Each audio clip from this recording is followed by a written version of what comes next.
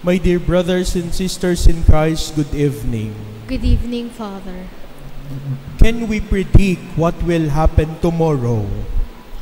Alam ba natin ang mangyayari bukas? Sino po ang nakakaalam ng mangyayari bukas? Taas ang kamay. Wala po. Walang nakakaalam ng mangyayari bukas. Tanging ang Diyos lang ang mangyayari bukas. Siguro lahat tayo ngayon nangangamba kasi balitang-balita na may paparating na bagyo, Pepito ang pangalan. Hindi natin alam kung saan mag-uumpisa. Ano ba ang gagawin nating paghahanda? Kahapon nanonood ako ng balita at sabi dun sa in-interview na dinaanan ng bagyong Nika at Ophel, hindi pa po namin alam kung ano ang una naming bubong na pupulutin, may isang bagyo na naman pong paparating. Hindi natin alam kung saan tayo maghahanda. No one can predict what will happen tomorrow. Hindi natin alam kung anong mangyayari bukas. That is why we are being invited to rely on God's merciful love. Wala tayong tanging magagawa kundi umasa sa dakilang habag at awa ng Panginoon. To rely on His powerful love. Number 1, to prepare ourselves is to pray. Manalangin tayo ng walang humpay upang tayo ay ingatan, kalugdan, at patuloy na kalingain ng ating Panginoon. Rely on His merciful love. Ikalawa, mag-isip din tayo ng paghahanda na mayroong long-term preparation sa ating buhay. Marami sa atin kapag mayroong bagyo, anong ginagawa? Naglalagay ng bato sa bubong. Kapag may bagyo, naglalagay ng mga gulong sa bubong. Kapag may bagyo, tinatalian ng pwedeng talian. Pagka merong bagyo, nilalagyan ng lahat ng tapal ang pwedeng mga tumulo. Preparation. Pero kung titingnan natin, alam naman natin na taon-taon bumabagyo sa Pilipinas. Pero bakit walang makaisip na matagal pa lamang ay unti-unti na nating linisin yung mga kanal natin? Unti-unti na nating magtanim ng mga puno. Unti-unti na nating linisin yung mga drainage para kung hindi bumaha ay merong maayos na dadaluyan yung tubig. Long-term preparation. Sometimes as God's faithful and as human as we are, we always looking for short-term preparation. But Jesus is inviting us to prepare not only the visible things around us, but to prepare our hearts. In our gospel for today, Jesus is reminding us of what had happened during the time of Noah, and also on what had happened during the time of Sodom and Gomorrah. During the time of Noah, the people are eating, marrying, drinking, and giving up in marriage.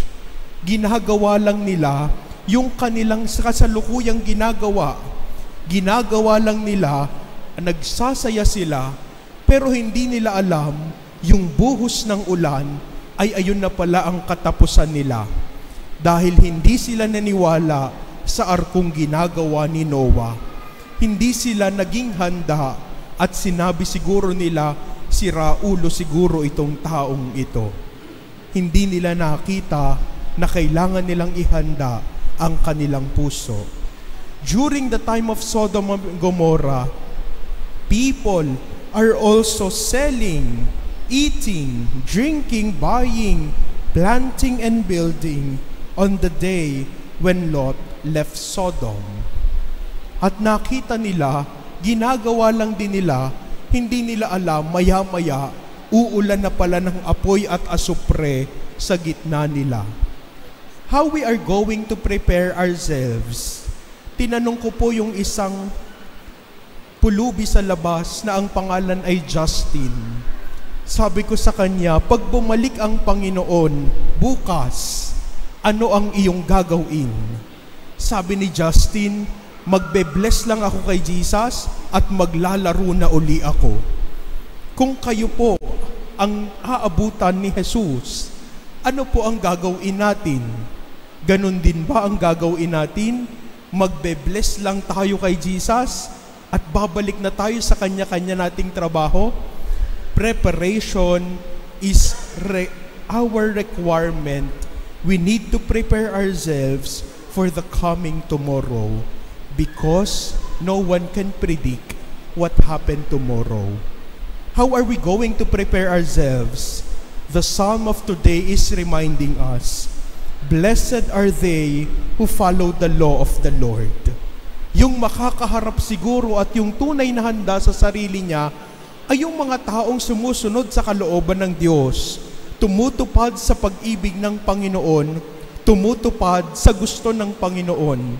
Siguro yung mga taong may ginagawang kahina-hinala, yung mga may ginagawang karimari-marim na kasalanan, yung may ginagawang tago na kasalanan sa kanilang buhay, mahihiyang humarap sa Diyos, magtatago sa kanilang sarili. But the psalm of today is reminding us, blessed are they who follow the law of the Lord. Blessed are they who follow the law of the Lord.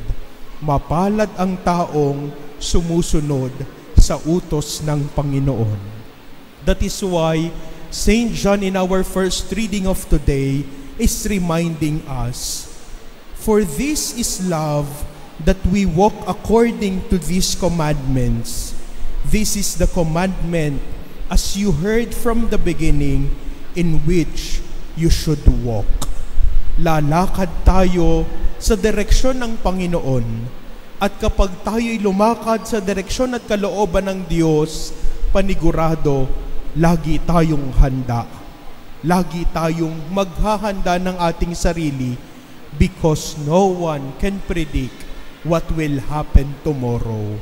Hindi natin alam kung ano ang mangyayari sa atin bukas. That is why the Lord is reminding us today to rely on God's merciful love. Tumahimik tayo sandali. Alalahanin natin ang pag-ibig ng Diyos. Are we relying on God's merciful love? Are we relying solely on God's merciful love?